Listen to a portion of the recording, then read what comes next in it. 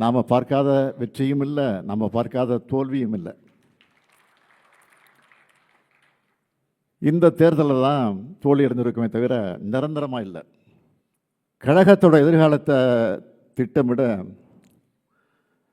நமக்கு காலம் கிடைச்சிருக்குன்னு இதை நாம் எடுத்துக்க வேண்டியது தான்.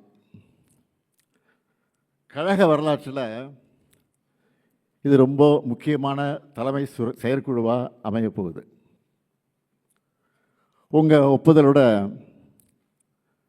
அமைப்பு முறையில் முக்கியமான பெரிய மாறுதல்களை செஞ்சு நடைமுறைப்படுத்த போகிறோம். நம்முடைய திராவிட முன்னேற்றக் கழகம் தொடங்கப்பட்டு 75 ஆண்டுகள் கடந்த பிறகும் கழகம் வலிமையோடு இருக்கிறதுக்கு காரணம் நம்ம அமைப்பு முறை தான். தலைவர் கலைஞருடைய வரிகளை நீங்கள் மறந்திருக்க மாட்டீங்க. இந்த கருணாநிதியினுடைய வாழ்வு முடிந்தாலும் திராவிட முன்னேற்றக் கழகத்தினுடைய வாழ்வு முடியாது. அதன் அமைப்பு முறை காப்பாற்றும். இதுதான் தலைவர் கலைஞர் குறிப்பிட்டது. அப்படிப்பட்ட அந்த அமைப்பு முறையோட வலிமையால் தான் நாம் நிற்கிறோம். இப்படி தோற்றதுக்கு பல காரணங்கள் இருக்குது. அதில் மற்றொன்று நிர்வாகிகளோட செயல்பாடுகள். அதையும் நாம் மறைக்க தேவையில்லை. நம்ம தவறுகளை முதல்ல நாம் ஒத்துக்கணும், வெளிப்படையாக ஒத்துக்கணும். ஏன்னா இது ஒரு தனி மனிதருடைய தவறாக இருந்தாலும் அதில் பாதிக்கப்படுறது 75 ஆண்டு கால திராவிட முன்னேற்றக் கழகம். தோல்விக்கு பிறகு ஒவ்வொருத்தரும் ஒரு காரணம் சொல்கிறாங்க. ஒவ்வொரு தொகுதியாக பார்த்து பார்த்து பார்த்து குறைகளை கண்டுபிடிச்சு ஆளை மாற்றுறதை விட முழுமையான ஒரு சுய பரிசோதனை வேணும்னு நான் முடிவெடுத்தேன். அந்த வகையில்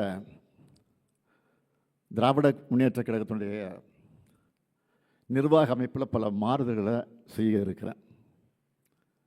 இதெல்லாம் கடுமையானதாக தான் இருக்கும், சிலருக்கு கசப்பானதாக இருக்கும். கசப்பு தான் உடம்புக்கு நன்மை செய்யும்.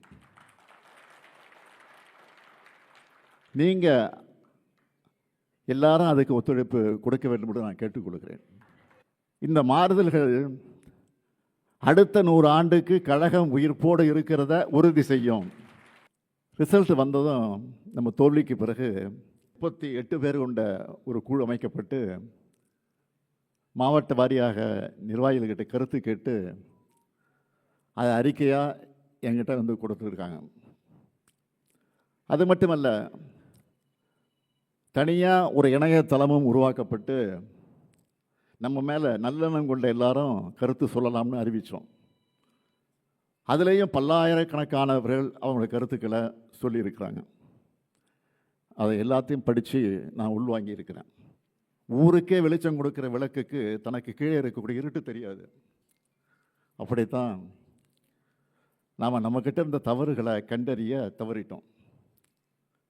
இந்த கருத்துக்களோட அடிப்படையில் திட்டங்களை வகுக்க நம்முடைய தங்கம் தென்னரசு அவர்கள் தலைமையில் மறு சீரமைப்பு குழு அமைச்சோம். அந்த குழு அறிவாலயத்தில் பல நாள் கூடி ஒவ்வொரு பிரச்சனையாக ஆய்வு செஞ்சு அவங்களுடைய இடைக்கால அறிக்கையை என்கிட்ட கொடுத்தாங்க. முக்கியமான தலைமை கழக நிர்வாகிகளுடைய கலந்து ஆலோசித்து அதைத்தான் இப்போ தீர்மானமாக வழங்க இருக்கிறோம். இளைஞர்கள் பெண்கள் நம்பிக்கையை மீண்டும் நமக்கு பெற்றுத்தர மாதிரி நம்ம நடவடிக்கைகள் அமைக்கணும். இனி வரும் நிர்வாகிகளுக்கு அந்தந்த பொறுப்புகளுக்கு ஏற்ப வயது வரம்பையும் பதவி காலத்தையும் அறிமுகப்படுத்த போகிறோம். புதுமுகங்களுக்கு அதிகமான எண்ணிக்கையிலே பொறுப்புகளை வழங்க போகிறோம். புதிய உறுப்பினர் சேர்க்கையை தொடங்கணும். உறுப்பினர் சேர்க்கை நேர்மையானதாக அமையணும், உண்மையானதாக அமையணும், போலி எண்ணிக்கையாக இருக்கக்கூடாது. உறுப்பினர் சேர்க்கைக்கு பிறகு தேர்தலை முறையாக நடத்துவோம். தகுதி வாய்ந்த புதிய நிர்வாகிகள் வெற்றி பெற்று வருவார்கள். நியமனங்களாக இல்லாமல் தேர்தல் மூலமாக ஜெயிக்கிறவங்க சிறப்பாக செயல்படுவாங்க. எனக்கு நம்பிக்கை உங்களுக்கு மட்டும் இல்லை, எனக்கும் இருக்குது. கட்சியை மறுசீரமைப்பு செய்கிறது மூலமாக மட்டும்தான் நாம் மீண்டும் அரசியல் வெற்றியை பெற முடியும். எவ்வளவு விரைவாக முடியுமோ அவ்வளவு விரைவாக கட்சி சீரமைப்புகளை செய்யணும். அதுக்கு முதல்ல நமக்குள்ள மனமாற்றம் வர வேண்டியது அவசியம்.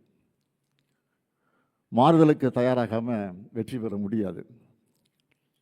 என்னுடைய வருத்தமெல்லாம் கொள்கை கோட்பாட்டில், உழைப்பில், உறுதியில், போராட்ட குணத்தில் வலிமையாக இருக்கிறவங்க கூட நிர்வாகிகளை அரவணைக்கிறதுல செதுக்கிடுறாங்க. இன்னும் சிலர் இருக்கிறாங்க, எதிர்கட்சிக்காரங்களை பார்த்தா மலர்ந்த முகத்தை காட்டுறாங்க, கட்சிக்காரங்களை பார்த்தா மலர்றது இல்லை. எதிர்கட்சிகளை பார்த்தா வணங்குகிற கை நம்ம கட்சிக்காரர்களை பார்த்தா வணங்குறது இல்லை. தனக்கு இணையாக யாரும் வளரக்கூடாதுன்னு நினைச்சா அந்த மாவட்டத்தில் அவங்க மட்டும்தான் இருப்பாங்க. ஒரு மாவட்ட செயலாளரை மட்டும் வச்சு அந்த மாவட்டத்தில் கட்சி வளர்த்திட முடியாது. ஒரு எம்எல்ஏ மட்டும் வலிமையாக இருந்தால் அந்த தொகுதியில் ஜெயிச்சிட முடியாது. ஒவ்வொரு தொண்டனும் ஒரு நிர்வாகியாக செயல்படும் போது தான் இயக்கம் வளரும், இயக்கம் வாழும்.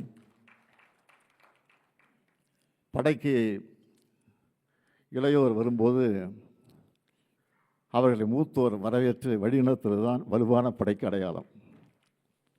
இப்போ ஆட்சிக்கு வந்திருக்கக்கூடிய எப்படிப்பட்டவங்க?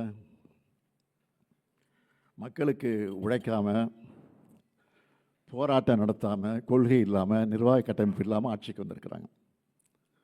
இதை பார்த்து நாமளும் அப்படி ஆக முடியாது, ஆகிடவும் கூடாது. அந்த மாதிரி நாமும் கட்சி நடத்தலாம்னு நினைக்கவே கூடாது. நாமெல்லாம் நிரந்தரம்.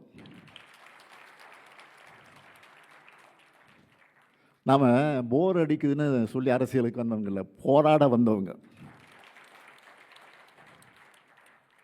வெற்றி தோல்வியில் நம்ம இயக்கத்தோட வாழ்க்கையே அடங்கி இருக்க போகிறதில்லை. ஒரு தேர்தலில் தோற்ற அடுத்த தேர்தல் வரும் வரை தூங்கி வடிகிறது தான் மற்ற கட்சியுடைய வழக்கம். எதிர்கட்சியாக இருந்தாலும் சுணங்கிடாமல் மக்கள் நலனுக்காக சிறப்பாக செயல்படுற கட்சி திராவிட முன்னேற்ற கழகம் என்பதை நம்ம எதிரிகளே சொல்லுவாங்க. கம் பேக் கொடுக்கறதுல நாம தான் ஸ்பெஷலிஸ்ட், சிறப்பாக கொடுப்போம். போன முறை ஜெயிச்ச பிறகு வாக்களிக்காதவங்களுக்கு சேர்த்து நல்லாட்சி கொடுப்போம்னு சொன்னோம், அதை செஞ்சு காட்டணும். இப்போ தேர்தல் தோற்ற பிறகு நான் சொல்கிறேன், நமக்கு வாக்களிக்காத மக்களுக்கு சேர்த்து தான் போராட போகிறோம். அவங்களுடைய நலனுக்காகத்தான் துணை நிற்க போகிறோம். நம்ம கட்சிக்காரங்க முதல்ல அவங்க வீட்டில் அரசியல் பேசணும். உங்கள் பசங்க கிட்ட, உங்கள் உறவினர்கிட்ட முதல்ல பிரச்சாரம் பண்ணுங்க. வெளியில் பிரச்சாரத்துக்கு போய் வாங்குகிற வாக்குகளுக்கு முன்னாடி முதல்ல வீட்டில் இருக்கக்கூடிய வாக்குகளை, சொந்தக்காரங்க வாக்குகளை, அக்கம் பக்கத்தில் இருக்கக்கூடிய வாக்குகளை முழுசாக வாங்கணும். இப்போ இருக்கிற முதல்வர் நம்ம கொண்டு வந்த எல்லா திட்டங்களுக்கும் பேர் மாற்றுறதுல பிஸியாக இருக்கார். சட்டப்பேரவையை சினிமா செட்டு நினச்சி பஞ்ச் டைலாக் பேசுகிறாரு. நம்மை பொறுத்த வரைக்கும் வெற்றியோ தோல்வியோ மக்களின் அன்றாட வாழ்க்கையோட பிணைஞ்சிருக்கக்கூடியவங்க நாங்கள். இனமும் மொழியும் நாடும் இருக்கிற வரை கருப்பு சிவப்பு கொடி பறக்கணும் என்கிற நினைப்போடு உழைக்கணும்.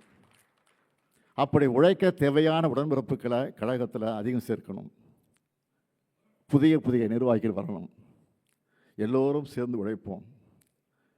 பேரறிஞர் அண்ணா உருவாக்கின இயக்கத்தை, நம்முடைய தமிழக தலைவர் கலைஞர் வளர்த்த இந்த இயக்கத்தை இன்னும் வலிமை கொண்டதாக வளர்த்தெடுப்போம்.